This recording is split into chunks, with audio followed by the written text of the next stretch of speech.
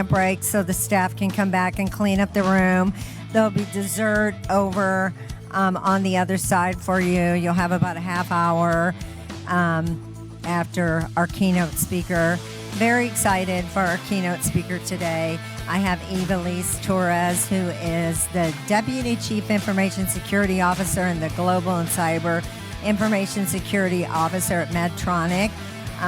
She is dedicated to ensuring cybersecurity risk is properly managed or mitigated in order to create the most appropriate security posture for the organization, skilled in managing organizational change programs, and demonstrated ability to communicate effectively at all levels within her organization.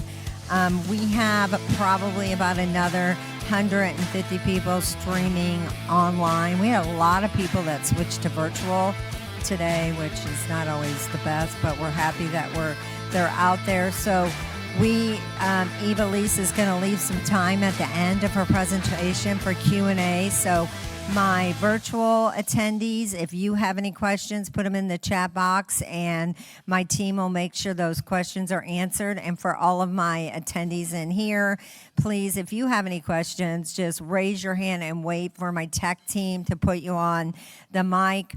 I know it's not fun being on a microphone, but we want everyone to hear your question. There's nothing worse than someone asking a question and the rest of the audience not being able to hear. Very happy. I know Ivelisse has been super busy, and like you all as cybersecurity practitioners, there's always a lot of stuff going on. So I'm very happy that she said yes to come out and sit in with to host our keynote, and she's going to sit on our panel today. Today, she is speaking on staying cool in the kitchen. So everyone, let's welcome Ivelisse Torres to the stage.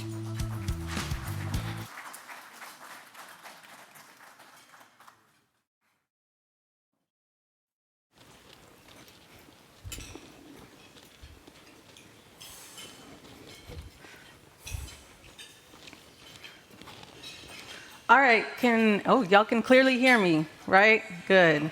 Nice to see y'all. Thank you for having me. My name is Ivelisse Torres, and like Kim said, I am the Deputy CISO at Medtronic. Been there about 7 months now. Been a fun and exciting journey. It is really wonderful to be able to use my skill set at an organization where we impact real patients' lives on a daily basis. So that's a good time. We're going to get started. Good afternoon.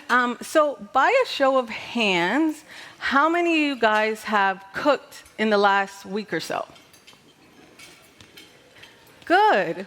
So did any of you guys have to remake a dish, maybe because you sent the wifey or the husband to the grocery store and they came back with the off-brand?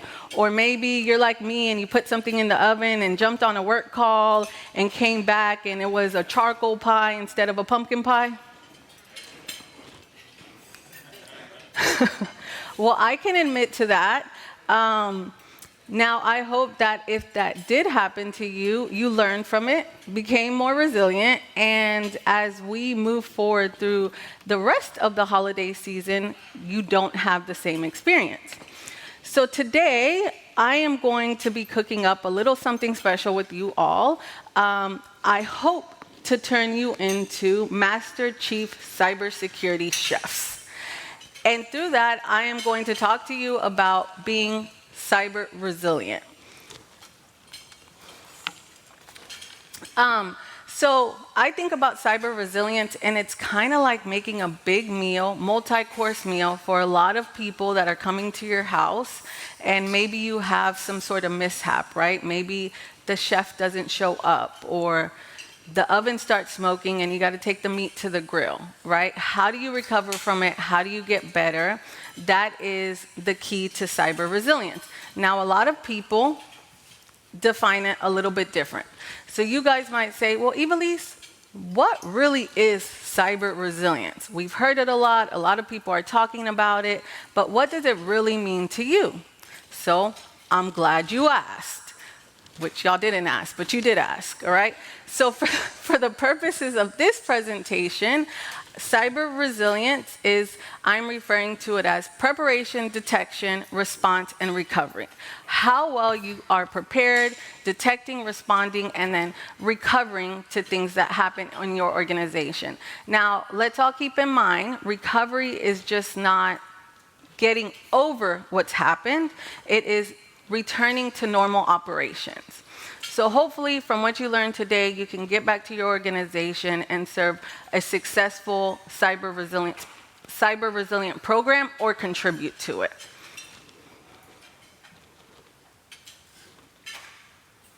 So before I get into some of the details, I want to talk about what we've already learned in our kitchen, right? Because I know a lot of you here are cyber professionals, and there's a lot of things that we've learned. And while there's 2 examples on the screen, and yes, these are from 2021, but one thing I want to point out is it's not getting any better. Our attackers are getting more sophisticated, and the attacks are getting faster and harder to detect, right? It is kind of amazing how, when I was preparing for this presentation, I went out and searched the internet, and I could buy a phishing kit for $150 a month. So it's kind of like, oh, let me go pay my Netflix bill, my Amazon Prime. Oh yeah, let me make sure I'm paying my phishing subscription fee as well, because the bad guy is selling a phishing kit to the other bad guy for a monthly fee. That puts all of us in this room in quite the compromising situation. One of the examples that you have on here is just that of a ransomware as a service attack that took place. You know, company A, the ransom was $50 million. The thing is, they pay it maybe, or maybe not. Maybe they get their data back, maybe not, right? And some of these can impact real lives, right? So in example 2, on the Conti ransomware attack, you have the company was attacked in 2021, and unfortunately it was an attack on critical infrastructure, and the result of that attack actually impacted the ability for doctors to be able to do their jobs, surgeries to take place, and just medical procedures. And that's kind of the reality I live in on a daily basis that could actually happen if it got, you know, if we were faced with a very serious attack. So we've got to learn from that. We've got to get more resilient, and we need to get to a point where we're functioning in a manner that we are more proactive instead of reactive. And that is the key to resiliency.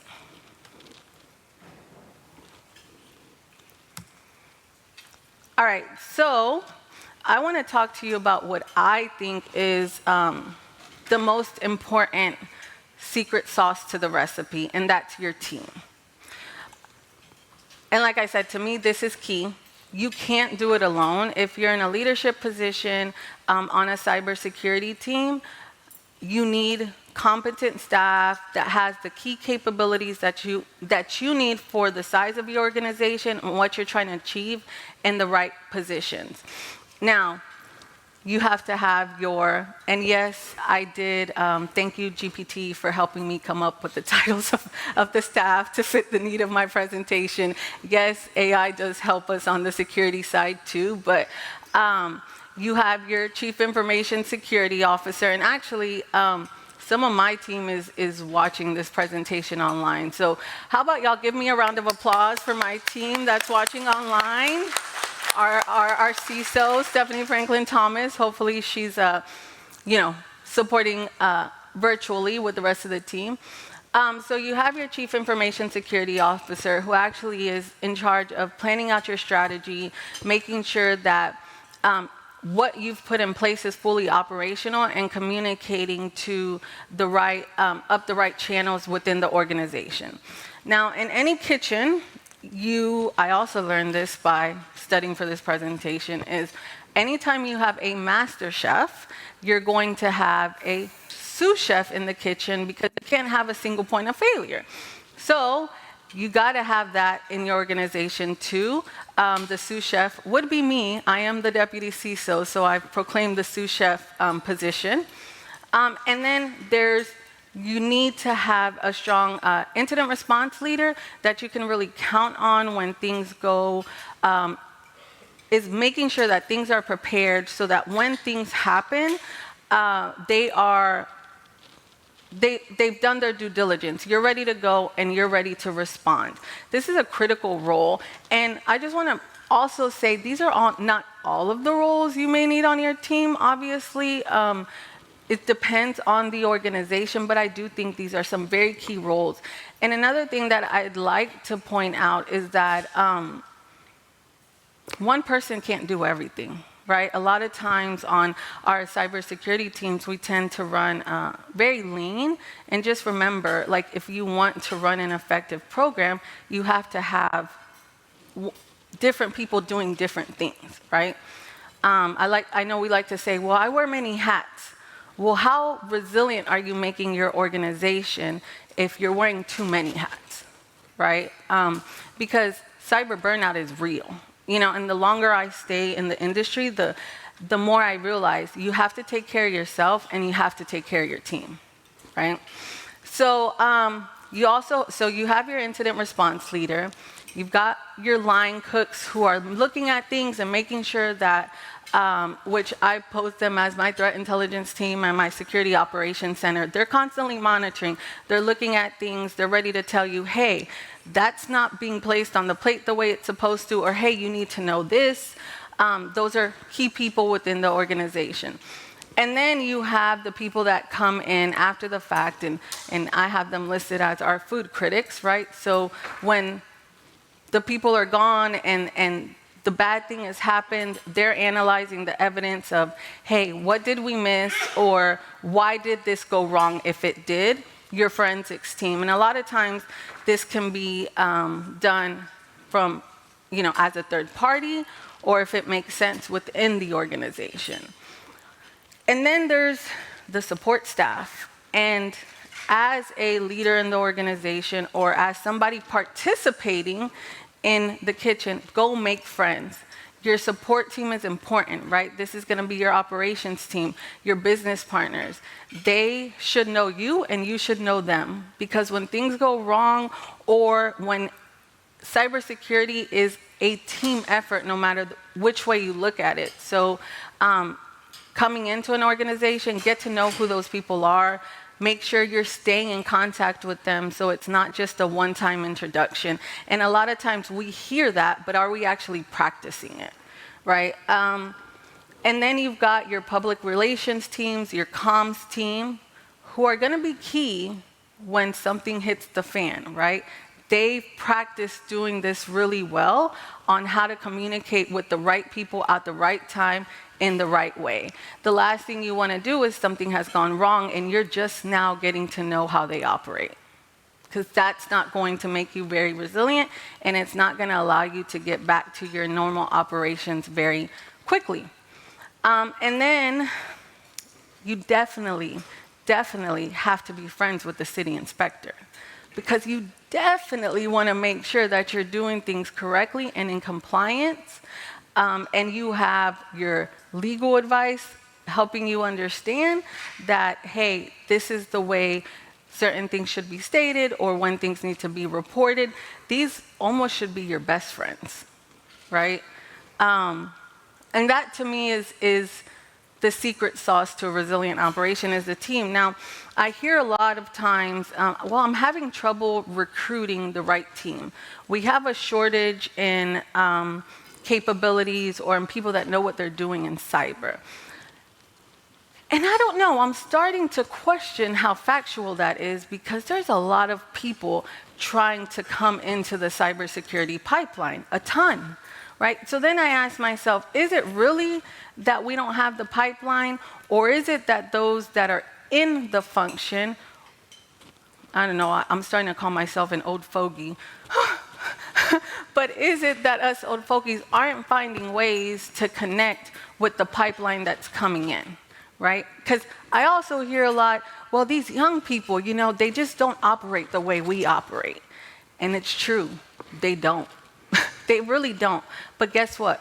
We need them, because they understand the technology that we're trying to protect against sometimes better than we can. And they use it faster, they know how it's being built, and quite frankly, you need that fresh mind. So if you're not building the team, you want something to think about is, am I connecting with the pipeline that's coming into cybersecurity. Another thing is, are you partnering with your HR staff, with your local universities to actually establish a pipeline of your own, a network, right? Because if you're not, you want to start doing that. Are you helping your HR partners understand the capabilities and that you actually need on your team? Or are you handing them a job description and saying, go recruit for me? Because they probably don't understand the space as well as you do, and you're not going to come away with the resources or the team members that you need, right? So something to think about. Another thing that I find is very helpful is, are we thinking beyond borders, right? Are you thinking, well, maybe this is something that I can effectively staff outside of my borders? There is talent. I always tell people, think wider, right? So that you pick up the best talent. So that's the team piece of it. And then I'll ask you, there's also the process piece, right? In order to be resilient, you have to make sure you have the right key processes in place. And while some of these things may seem a little, oh, I know this, that's pretty basic, Ivelisse, but for some reason we're not doing it. And as technology gets more and more advanced, we feel like we have to do things completely differently to protect against it. And the reality is, we don't. We have to keep doing what we do good, great. And maybe we have to adapt it or adjust it. But it's really the same foundational security practices that we've been doing for a really long time.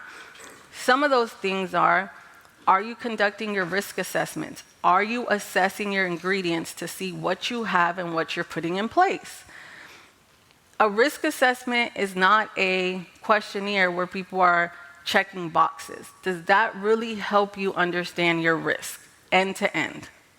Do you have the right risk process in place that actually helps you understand when something goes wrong, if this goes down, if that is compromised, right?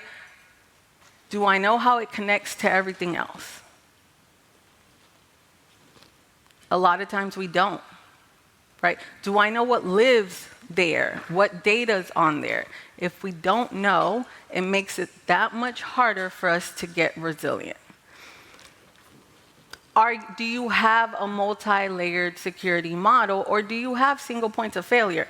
And I would beg to say all of us have some single points of failure, right? We don't have endless budgets, but are you being strategic about where those may exist? But if you haven't assessed your environment, you probably don't know where it makes sense to not have the most redundancy, right? And then are you tasting as you go? Are you continuously monitoring? Are you staying in tune with what the business is doing so that you can continuously monitor and make sure you're properly detecting the threats that are happening according to what they're doing? We're in the business of security, and we know what a great security program looks like. We have to adapt to what a great security program looks like in the organization that we're in, which may not have all the bells and whistles that we want, but it's what works for that organization. And are we in tune with what the business is trying to accomplish? Or are we just in tune with what looks good on the security side? If you're not meeting the business where they are and understanding that strategy, you're never going to be as resilient as they need you to be, because they're flying one direction and you're flying another. And then, do you have a backup plan? Worst case scenario, something happens. What's the backup plan? A lot of times, again, people will check the box and say, yeah, I have backups. We're running backups. Are you testing it? Have you failed over? Do you have the same technology in data center A and data center B? Or when it comes down to it, are you going to be trying to fail over from one technology to a completely different one? It's probably not going to work very well. And if you haven't tested that, you're not going to know, right? And then again, with the key being to restore operations, it's not about recovering, it's about helping the business get back to their normal operations, right? Quickly. Because as soon as you take something down in a situation, the first question that's going to come is, well, Ivelisse, how fast are you going to get us back up? And the question's going to come about every 2 hours until it comes back up. That's the reality, right? So how quickly are you going to be able to do that? The more information you know, the more you've assessed, the more, if you have your multi-layered security model, if you're continuously monitoring, you're getting the information to know what's happened and how fast you can bring it back up. All right, and when you guys got here to the hotel, I don't know about you, but or restaurant, I've never been able to just walk into the kitchen and say, hey, I'm Ivelisse, nice to meet you guys. I decided I wanted to come see who was cooking today. I think I'd throw off a few alarms, right? So it's very important that we also have the right technology in place. So you've got to protect the kitchen, right? I think we all can agree on that. How do we do that? So obviously there's the technology piece of it, having the right technology. So I actually tell my team this all the time. We don't need the Lexus version of every tool that's available to us. And sorry to the vendors that are in the room. But the reality is that we can have every tool under the sun, and if it's not managed, it's actually a bigger risk and it's doing nothing for us, right? An unmanaged tool is a security vulnerability. It gives the bad guys a way in, right? So when I think about the kitchen door alarm, I think about your perimeter. Is your perimeter secure? 7 different ways to skin a cat. It's not a matter of what you're using, it's that you're using something, and what you're using, you know how to use, and you know it's being well managed, right? There's so many different, different types of firewalls out there that are going to throw off the alarm when somebody comes in the wrong door. Is it layer 3? Is it layer 7? Independent of what it is, make sure it's what you need and you're properly managing it. And then back to the health inspector, right? Anytime you go into a kitchen, we all hope that the health inspector is coming around to make sure that there's no viruses in the kitchen that are going to make us all sick, that nothing's being contaminated. I attribute this to your endpoint protection. That's exactly what it does. It makes sure there's no viruses in your environment. There's no malware in your environment, right? So do you have it? Most of us will say yes. So by a show of hands, who has endpoint protection in their environment? I hope everybody raises their hand. Now, but is it fully deployed? And do you have a backup option? Because all of us also probably have some level of technical debt where the current solution may or may not be able to support it. So what's the other option? And how are we managing that? And if one goes down, which we all know is possible, what's picking it up, right? So, and then you have your secret recipes, which, remember, somebody's always trying to steal and then get you to pay them money to give it back to them, right? They want your secret recipe, they want your secret ingredient, and then they're going to ask you for a lot of money to get it back, so you have to protect it. That's typical ransomware as a service, right? So do we have the right encryption in place or data protections in place to protect our secret recipes? Do we know what we have? How many secret recipes do you have? Do you know that? Do you know where they're at? Maybe they're in the chef's back pocket, or maybe they're laying out on the counter and making them more susceptible to get stolen. So do you have the right data protections in place? Are you properly protecting and encrypting that data? Wherever it goes. Does it have a little alarm on the back that says, hey, he's running out the door with my secret recipe? You got to know. And then we all need cleaners. And this is an area where, just so you know, back to the theme of my presentation, I'm attributing our cleaners to our patch management, attack surface reduction, right? So this is an area where how we're communicating back to the business is key. The business will constantly feel, the application owners will constantly feel like we're just throwing things at them. You're just giving me more to fix and you keep throwing it at me. And I can't catch up. We're just gonna have vulnerabilities. And we all have them. So how do you properly manage that environment and that area of your security team so that you're actually telling them to fix what matters? Well, if you know where your important data is, if you're doing your risk assessments, if you know what's happening in the outside world, you're able to communicate with them better and say, okay, if you can't fix it all, can you at least fix this? Because this is what's really going to hurt us. And this is where our biggest risk is. And this is where I think sometimes on the security side, again, we have this vision of what perfect security looks like, and that's what we go after. We want it all fixed. But the reality is we're playing whack-a-mole and we're not fixing what really matters. Primarily because we're not communicating it well. We're not helping them understand this is where the risk is, right? And then this might be the most common talked about item. Are you locking your pantry? How many of your employees or your teammates are still using password 123? Do you have... We get weekly reports, right? It still happens.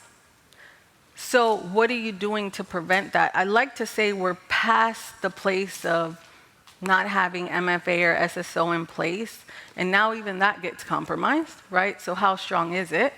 But if you're still in a space where password 123 is a thing, then you really have a problem, right? So how strong are your password protections? What are you ensuring your team or your employees are doing when it comes to protecting those?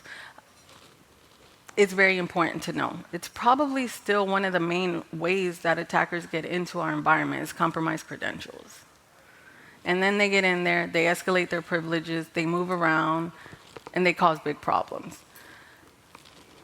And then, again, are you preserving your ingredients? So your secret ingredients, are you covering them up? Do you have, you run out of it in one place, do you have somewhere to go to get a second jar of the same ingredient? Which goes back to having a backup plan. And I say that these things might seem really, really basic, but for some reason or the other, this is where we have our gaps. And then we are moving, well, we got to do it differently. Now it's a new technology. Before it was the cloud. Now it's AI. Yes, we have to do it, may have to do it differently. And we may have to adapt how we deploy the endpoint protection. But at the end of the day, it's back to the basics. Make sure you have your foundation, you understand your requirements, and you have your foundational security controls in place. So, and this will be, not a long presentation, not a ton to say here, but you got to make sure you have the right team in place. You got to make sure you take care of your people. You got to take care of yourself. You got to take care of your people. When you find good people, take care of them. Establish your processes, make sure the governance is there, and evaluate your technology. That's what's going to make your program more resilient and be able to withstand and get you back to, again, the goal is normal operations when something goes wrong. So I hope that gave you walked away with some of this information has helped you in some way. I would also like to say, if nobody's told you guys that you're doing a good job in the space that you're in, with the information you have, you're doing a good job. You really are. Now go do a great job. Go do what you do really good, great, because that's what's going to make you more resilient in the long run. So I hope that you've learned something. Thank you guys for having me. And I really would like to say, as you guys go into the holiday season, I hope you have an incident-free, fabulous holiday season.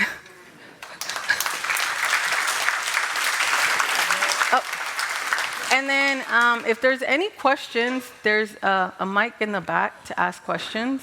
I see this gentleman has a question. Yes, we're going to start off with a virtual question from the online. How can a security consultant ensure management is on board with acquisition of security tools that will help secure daily operation?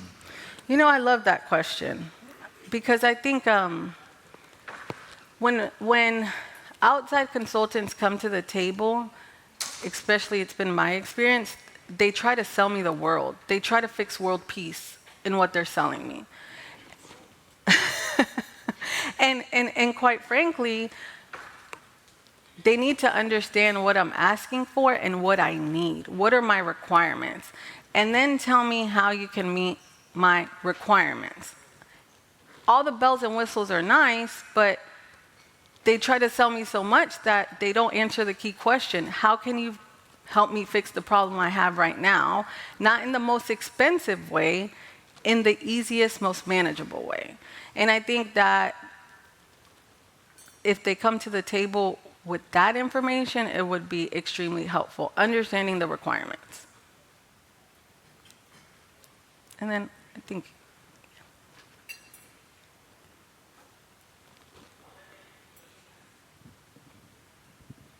Yes.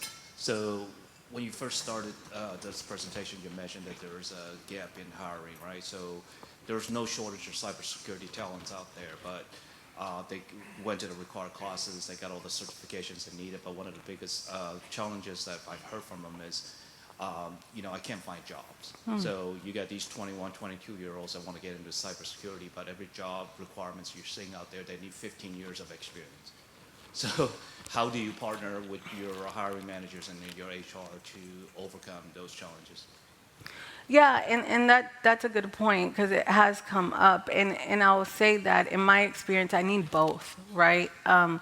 There are times when as part of the team, I need people that they know what they're doing, they can hit the ground running, and they have the experience already, right? Especially from an incident response, leader perspective, right? You want to have somebody and see, I've done this, I know how to operate, and I know how it works. But I also need the fresh minds, new perspective.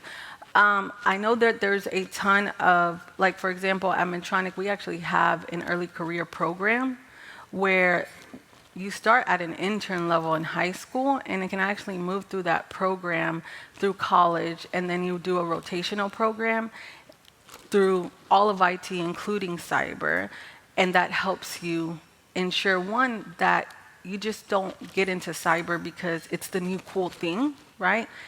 You get some hands-on experience, which also helps, and you get your foot in the door. So I think those early career programs are great. I'm a huge advocate of them, and obviously internships.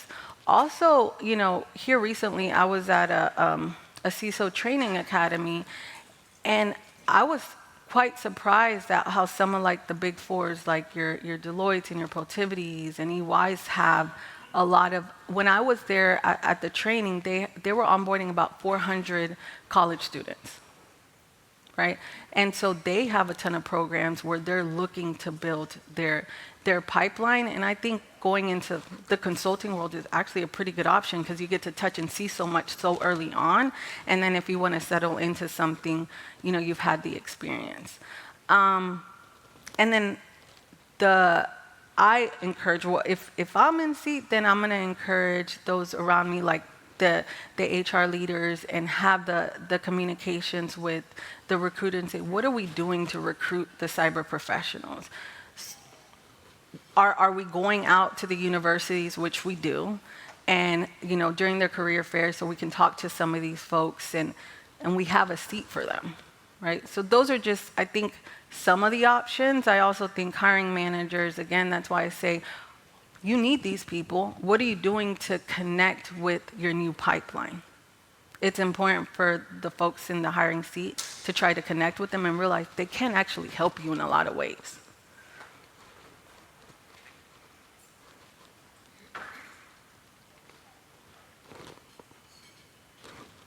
Any other questions? Okay. Doesn't look like we have any more, so, I actually have a question because of a weekly radio show called And Security for All that happens every Friday, and this question comes up a ton on the show. We have a lot of CISOs, a lot of industry leaders, and recently there was an article, I think in the Wall Street Journal, that it was saying it was encouraging people to go to these boot camps instead of a 4-year university. So now, I'll have people, we hear this facade that there's all these jobs out there in cybersecurity that can't be filled, and then I have comments on my show that are like, where are the jobs? Where are they? And there's some students that are in here today that are volunteering, and there's some professors in here today. So what is your advice on that? Should they be going to these boot camps, or should they be going to the 4-year universities? And I know it kind of falls off the question that we just had here, but how are these? There's so many jobs, but there's still so many unemployed. I mean, we have someone interning for us that graduated with a cybersecurity degree, and he's been looking for a job for 2 years. So what is your advice on that? And that's kind of a two-part question.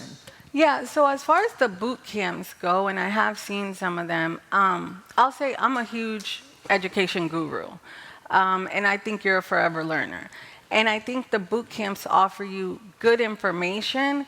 Do they give you enough of a foundation if you don't already have it to move into a job role? I think sometimes that's a struggle, right? Like you need more of the formal education. Granted, that's just my opinion, and a lot of these roles actually don't require a degree. I always encourage it. And if I hire somebody that doesn't have one, I do encourage them to complete it, because I think a college degree gives you more than just what you learn in college. It teaches you a lot more than that, right? So I think they're great. The boot camp classes, I think scope them appropriately and understand that they're giving you a very small piece of the puzzle in a very small amount of time. So if that's all you're hanging your hat on and you're not doing more, it's probably going to be harder for you to find a role in an organization. And then, Kim, I think the second part of your question was, where are the jobs? The second part? I see them, but I'm also on the hiring side of the house, right? I think, and actually our CISO says this all the time, your network is your net worth, right? So what are they doing to network, or are they just, I'll be honest with you, I post a role and sometimes I get 200 applicants. So it is tough to funnel through them, right? And it's almost, sometimes, not all the time, I find that folks apply for 10 jobs on my team. Like I'll get the same resume over and over again because they don't quite frankly know, they just want to work in cyber and they don't know what they want to do. And I ask that question all the time, what do you want to be when you grow up, right? You have to know what you want to do so that you're going after it, and you have to be able to verbalize it. And sometimes that's a key missing piece. I just want to be in cyber. There's a lot of pieces to cyber, and in order to, I also want you to be happy in cyber. Cyber is a tough job if you go into something and you don't like it. So are they effectively able to verbalize what they want to do in cyber? And then are you networking? I think the jobs are out there. I think it is competitive because I see the number of resumes coming in. So the more you perfect your craft and the more you define this is the area I want to go to, I think the more it's going to help you. Also, conferences help. I've recruited people from conferences. I don't think, so you should be a career conference goer, but I do think that the networking helps. Because I have some of those too, right? People that think it's a career to go to conferences. Okay, do we have any? We have another question. Let me make my way up.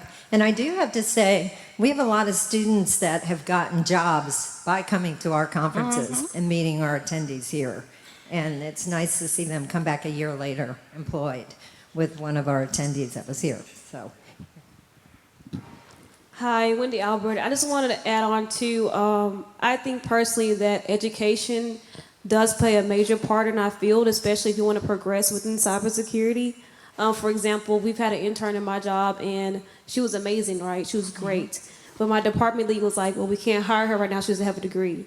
So some people do care about that in a certain extent. So I would say always progress your education.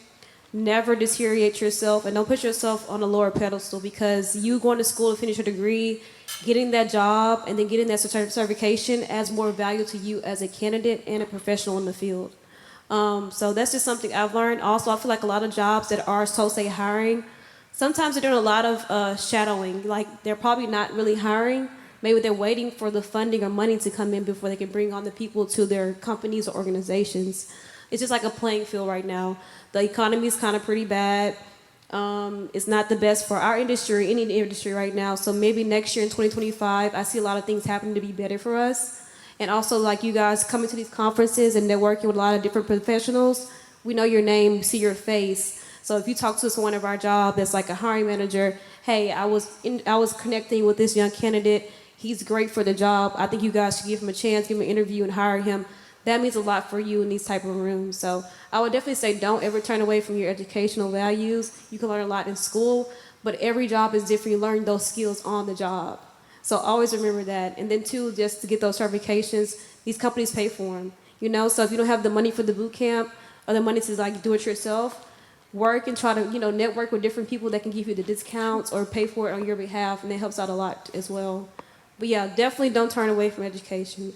Definitely don't do that. I think it's a good thing to have within our field, especially as we continue to progress, as we see things are changing constantly within cybersecurity. Yeah. Yep, well said. I always tell people the one thing nobody can take away from you is your education. So it does matter.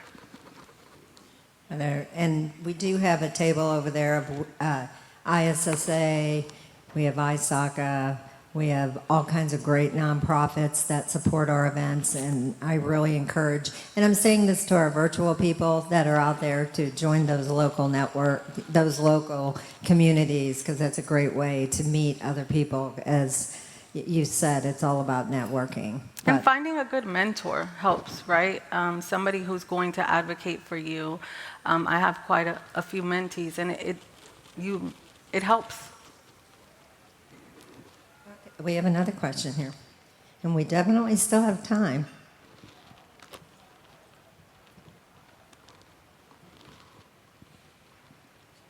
Thank you. I just want to add on, I don't agree necessarily that you have to have a degree for it, because I know quite a few military personnel that are doing cybersecurity in the military have done it for 4 years, and they can't get a job in cybersecurity because they don't have a piece of paper. Yeah, that's what it comes down to. And if you're saying it's a requirement. And so, and I can speak to that too, right? Because we do, like, within my organization, we have roles that actually don't require a degree coming in the door.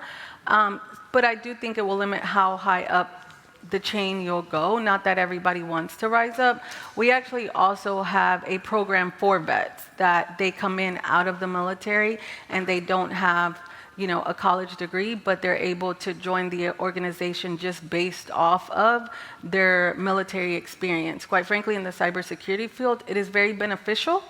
When I'm looking for incident responders or threat analysts, and I have a resume of somebody who had that experience in the military, it is super beneficial. So I think there are organizations out there that have, I know Medtronic does, in fact, have that, where we recruit people that have just a military background.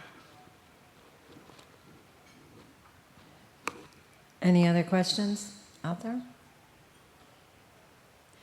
Well, thanks for plugging the military. I am ex-Navy, so. All right, well, thank you so much.